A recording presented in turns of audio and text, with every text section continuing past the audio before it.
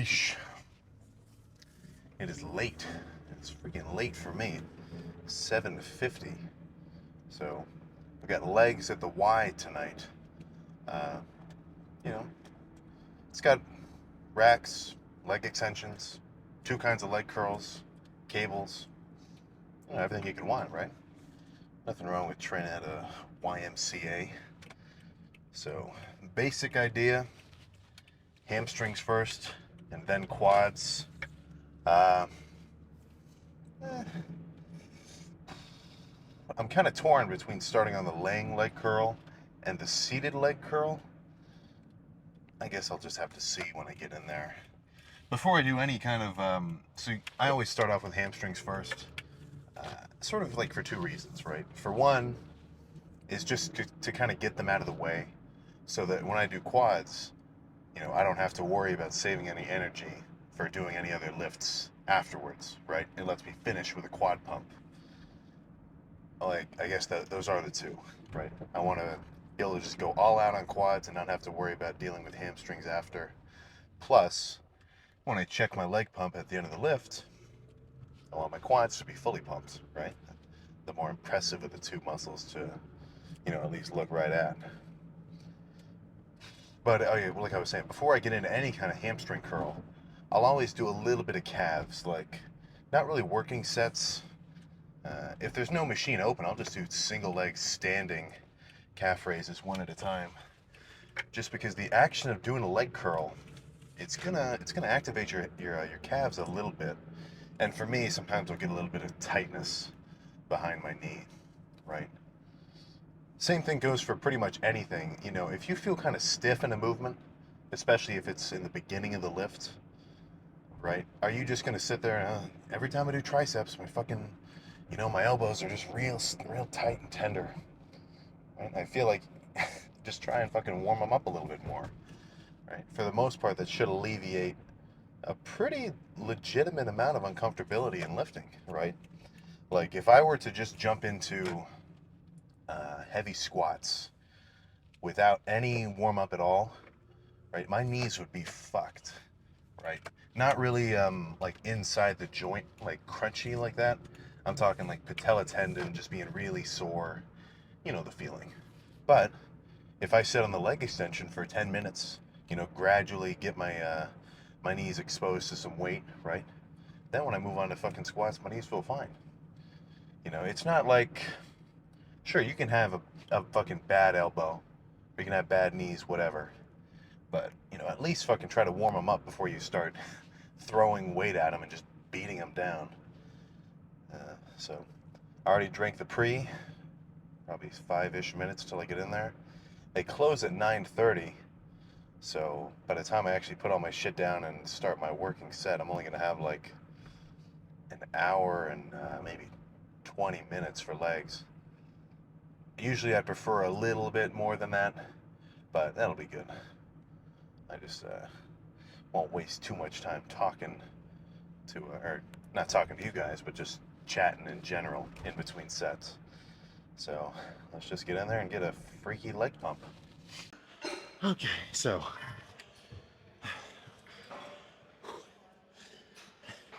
three sets done, just normal, full stack, burnout reps. So I'm gonna do probably two more. Yeah, really nothing to say, just fucking, the first couple of reps when I'm fresh-ish, right, it'll be full range of motion. But towards the end of the set, I'll get to a point where I'm barely moving the weight like a fucking inch. And, taking it that far, at least on this kind of hamstring curl, I definitely think it's giving me a good ass pump, which is then gonna correlate to some fucking growth.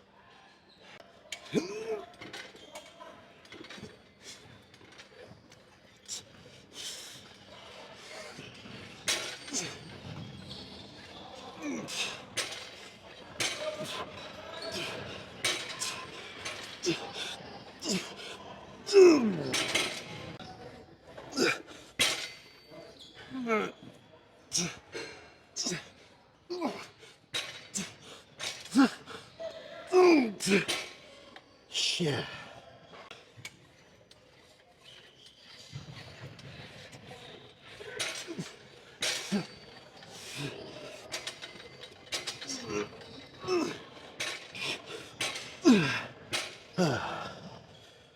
damn, dude. Okay, so that's what? 5 sets or 6? I gotta recount the clips to find out, but I think let's move on to some cable RDLs. Even just after those however many sets of just straight up normal hamstring curls, I'm fucking pumped. Okay, so that makes, yeah, 6 sets of just the straight up hamstring curls done. And that was half the workout. You know, I'm only gonna do like 11 sets-ish, depending on how I feel.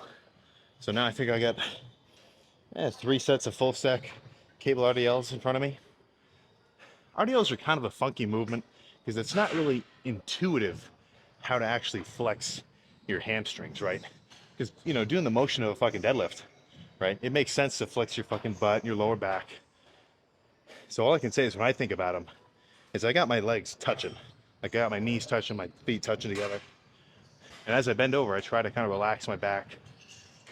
And it almost feels like you're trying to, I don't know, pull my knees towards each other as I'm coming up. That's sort of a cue I think about. Obviously, if you're doing them with a wide stance, that might fucking mess with you. But if you got a close stance like this, feet touching, as you come up, trying to pull your knees together, I swear I feel something. So, 3 sets here. All right.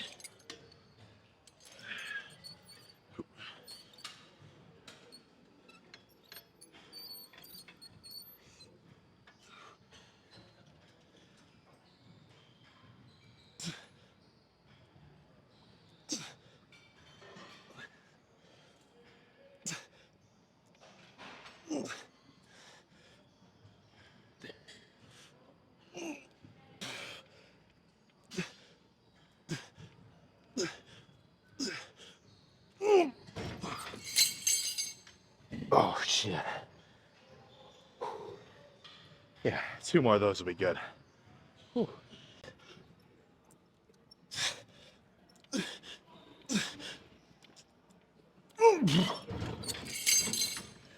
Whew. Yeah. So, definitely some fucking benefit to throwing in RDLs, purely due to the fact that, I mean, I feel like I'm working a totally different portion of the hamstring. Like when I do leg curls, you know, I feel it probably closer towards my knee, this lower half. But I never get the same squeeze way up here towards where my hamstring sort of ties into my glutes. Honestly, I should be doing more RDLs. But they are kind of hard. Like I'm out of breath. Actually, you know what? Fuck it. Let's just finish with this. 6 sets of hamstring curls, 6 sets of 5 sets of cable RDLs. So I'll splice between the next 3 sets, and then we can start quads.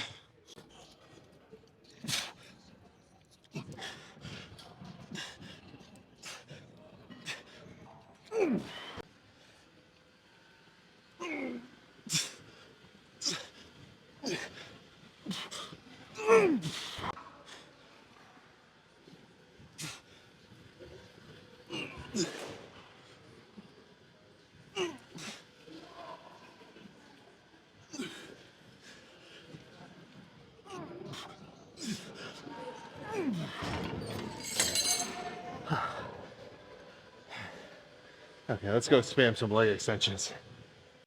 In all honesty, the quad movement that I've done the longest,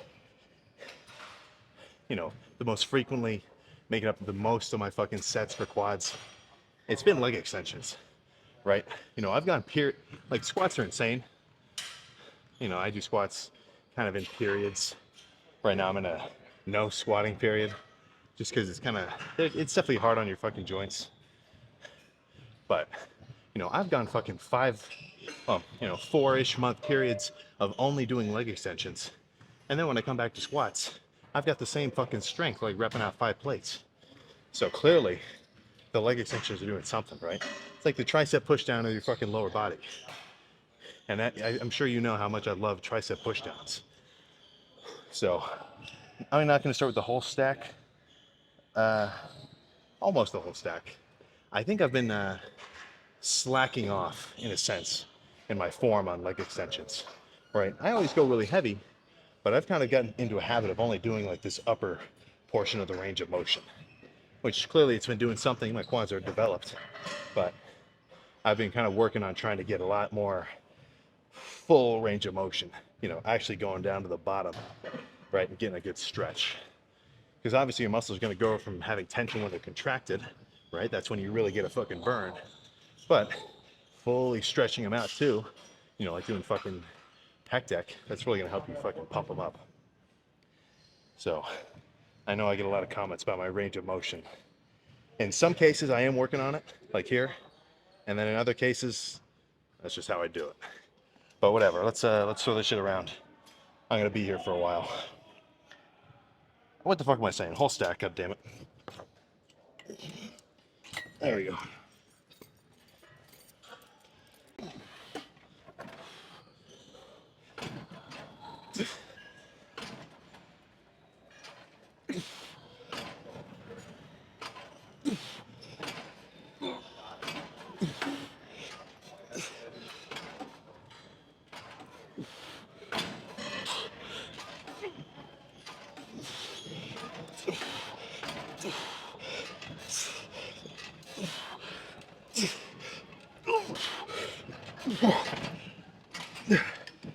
Oh, fuck. Yeah. 4 more.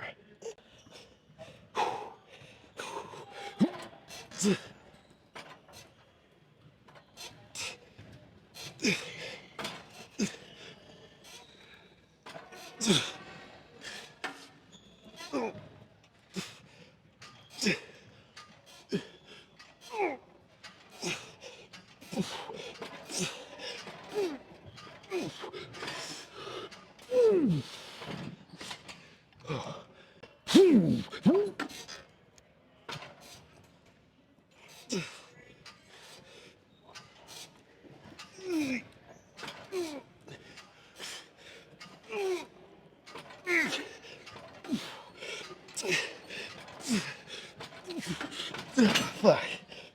Oh, shit. Oh. Yeah, holy shit. It almost feels like a completely different movement.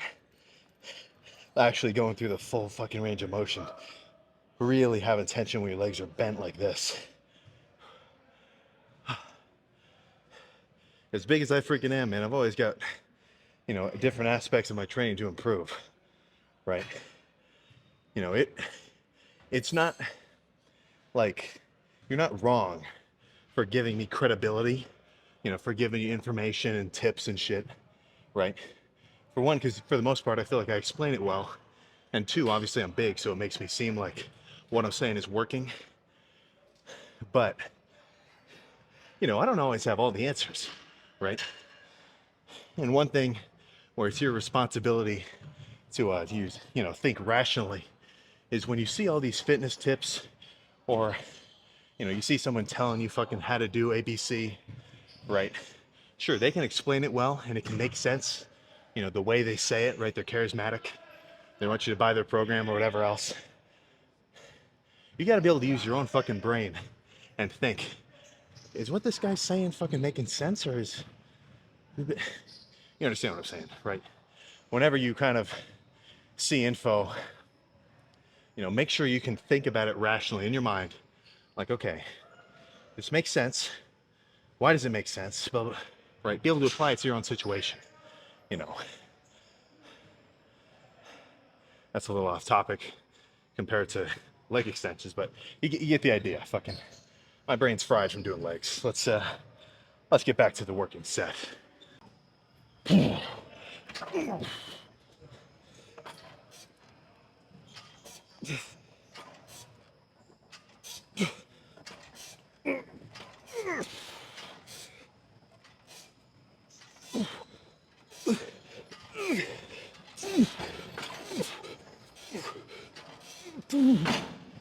Fuck.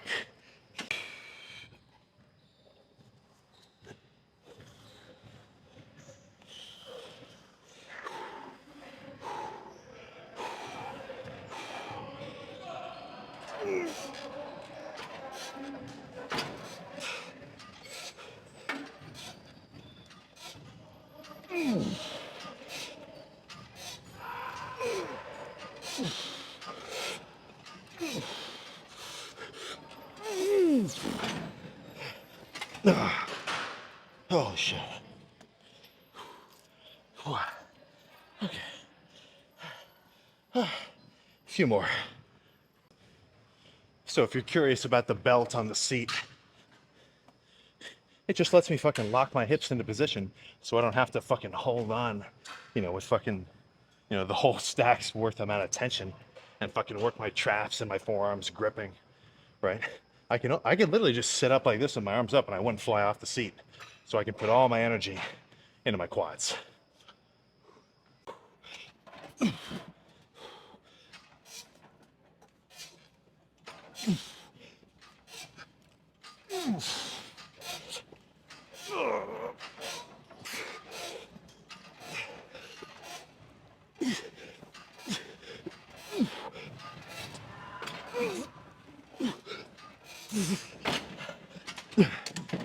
Okay.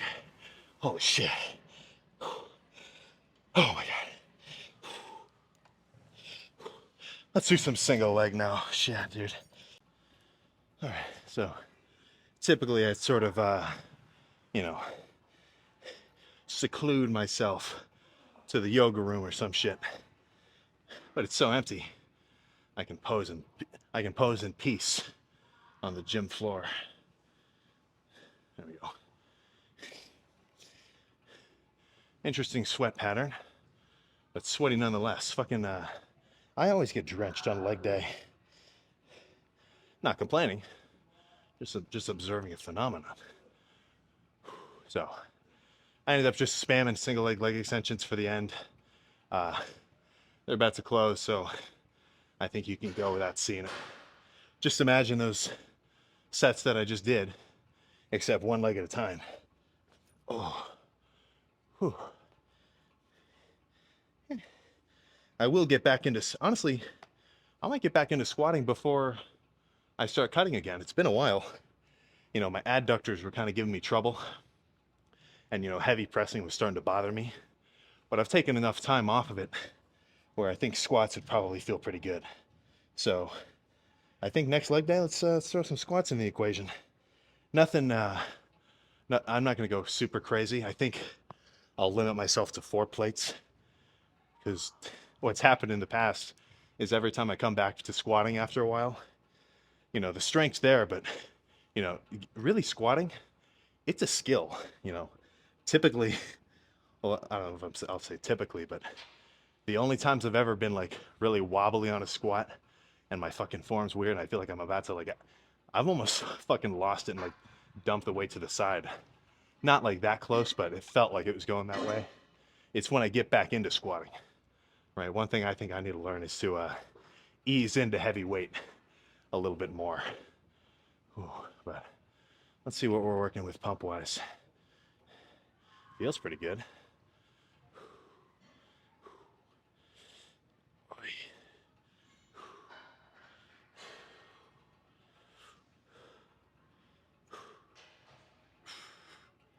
Whew. That's a good shot. I think some of the side calves are popping out. It's badass.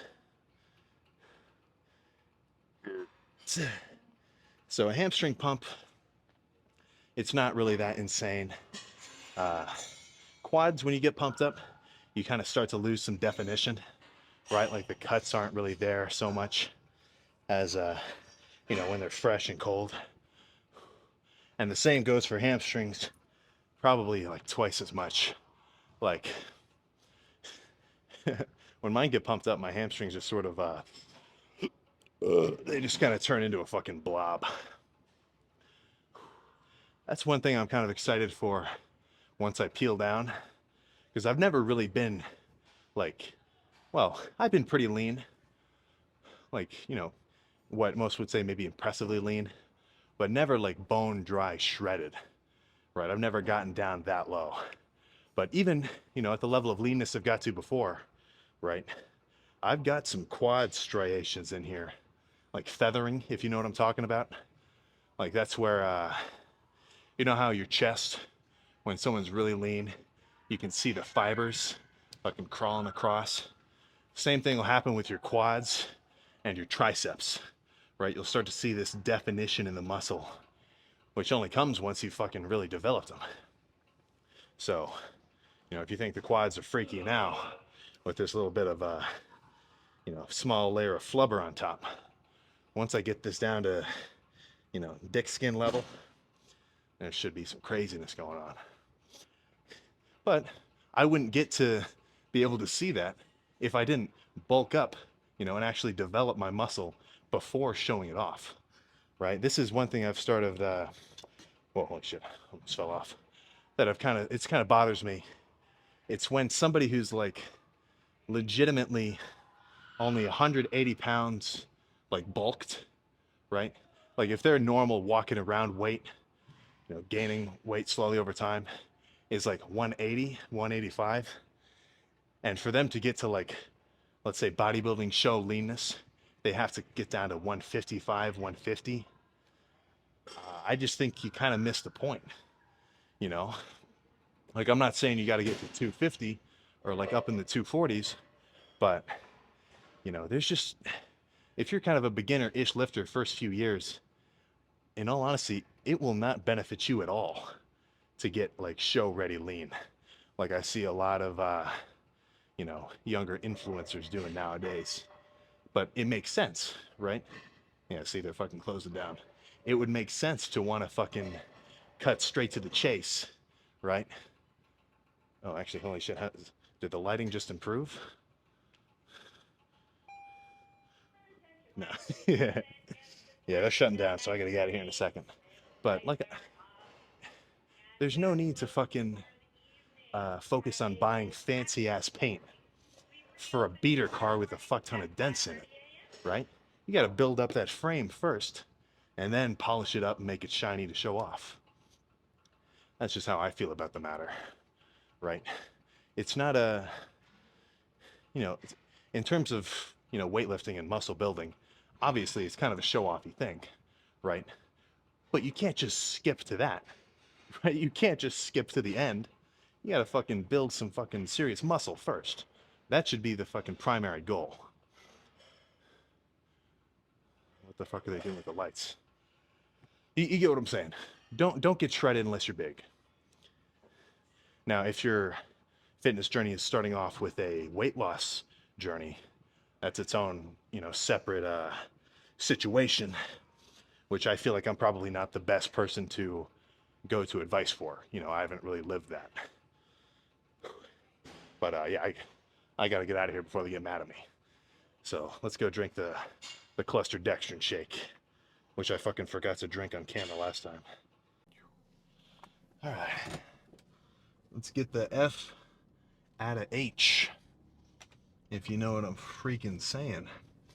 So, I'd go so far as to call myself a leg extension fanatic, a leg extension addict. But, I mean, let's think about it rationally. Do I get a crazy leg pump? Yes. Does it fatigue the fuck out of my quads? Yes. Right? I can do multiple styles of sets on the leg extension. Right? The main two that I talk about are, you know, kind of heavy, aggressive, where you throw the weight around, load the fucking quads up with a ton of tension, right? So you can fucking do that on leg extensions. And then you can back off on the weight towards the end of the lift, go slow, controlled, really fucking squeeze your quads. So you can build a big ass pair of quads on the leg extension. Well, I'd say hypothetically, but I feel like I've already done it. Not that my quads are huge, come on. It can always be bigger. But I definitely feel like it's stimulating some growth. But it's not to say that you shouldn't fucking squat, right? Squats, in all honesty, in terms of the development of strength in your quads, I couldn't think of a better movement, right? For me, when I do squats, it's not like 3x5 or fucking, you know, 4 sets of 8. I'm doing one fucking set. Crazy weight as my opener. Now, obviously, I warm up to it at first, but squats are pretty fucking fatiguing, right? If you go back, I think a month onward when I squat, you know, I warm up with a plate, 2 plates, 3 plates, 4 plates. I do sit on the leg extension for a few minutes beforehand as well, just because it really does help warm up my knees. Like I was saying on the way to the gym today. But, that one set of squats, I really can't replicate it when I do it. Right? Like afterwards, I'm just totally freaking boned.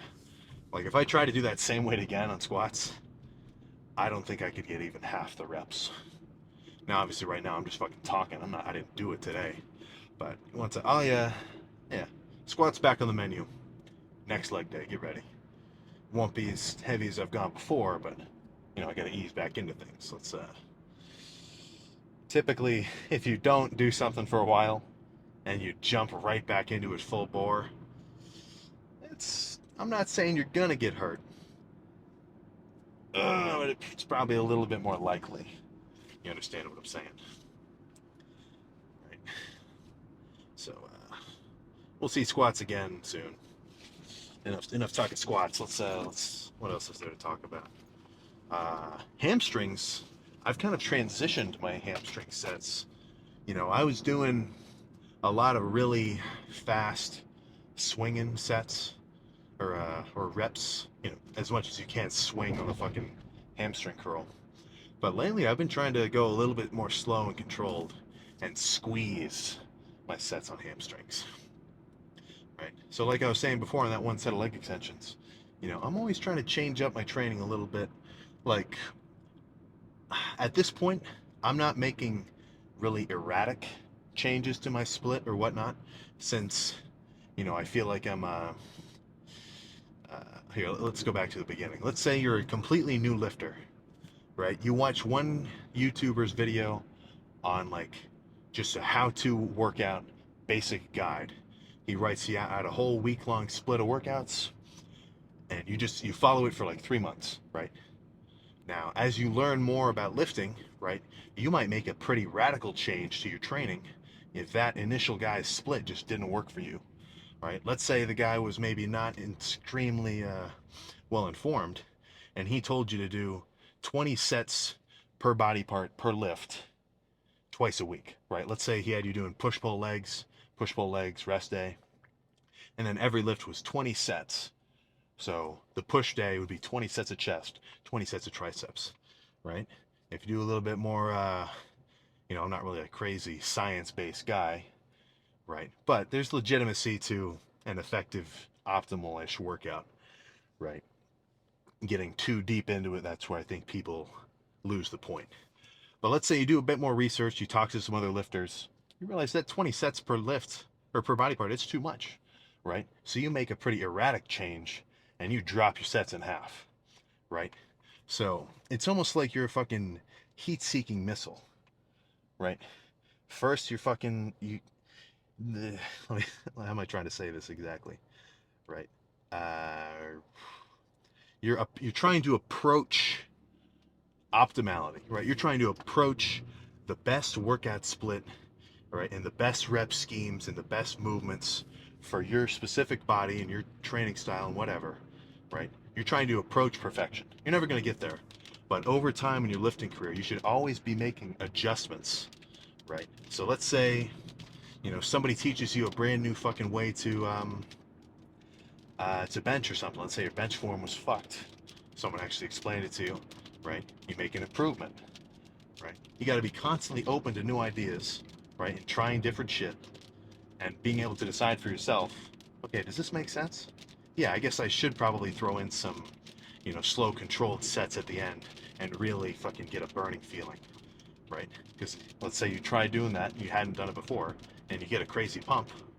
Guess what? That's a fucking perfect example of a positive result of trying something new. And then if someone tells you to try something and you try it and it feels like shit, then guess what? Now you know what not to do. Right? Main idea I guess I'm trying to say is always try to improve your training. Right? Now obviously I'm not, like I was saying before, I'm not a fucking guru. I'm trying to improve my own training. But, just having that mindset of being open to new shit, or asking guys who are more experienced than you, like, why do you like doing this and this, and oh, you like doing it like that? Oh, that's right. The more information you can fucking, I don't want to just say absorb, right? You've got to actually be able to digest it, right? But the more good information, quality information that you can take into your fucking into your psyche, and then recreate and use in your training, the better. So just make sure to use your brain a little bit in that sense. Well, I'm really going on a fucking rant right now. Let's just slam the cluster dextrin. Shit, I did an extra scoop of protein in this one. I can tell this is going to be thick. All right, come on. Oh my goodness.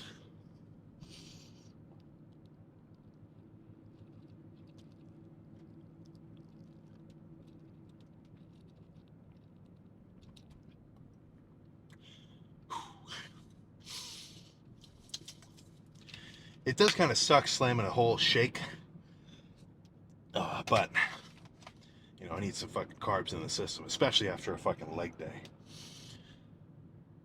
So now my method of intra-workout drink and then post-workout drink, been doing the hostile clustered dextrin. So in the jug I was sipping on for the workout, had 2 scoops of unflavored, and then it was an orange Silo 9 electrolyte drink. Just 1 scoop of that. So like I've been saying before, in a bulking context, right? I like drinking carbs mid-workout, and in a hydration context, I want some fucking electrolytes in my drinks too. So that fits those 2 criteria perfectly. And then the cluster dextrin shake, as opposed to the dextrose shake, I tell you, this tastes a lot less fucking gross. Oh my goodness. So, plan now, home, shower. Dude, holy shit. I put off so much fucking laundry for like the last week and a half. I feel like I wore all of my fucking clothes, and I've just been down to scraps. So I've got like probably an hour-ish of folding to do. Eesh. I'm sure you can relate to that. So, okay, other than that, food, vitamins. In terms of what you should take as a vitamin, just fucking get a multivitamin and some fish oil. That's really all you need. And creatine, bed, simple. I say food as if it's not a little bit of food. I've got a decent chunk of food left to eat. Right? In a bulking context, you're always going to want to be fucking eating. Eat to uncomfortability, and the weight on your scale will change. So, I'm out. Get some sleep, you freaking animals.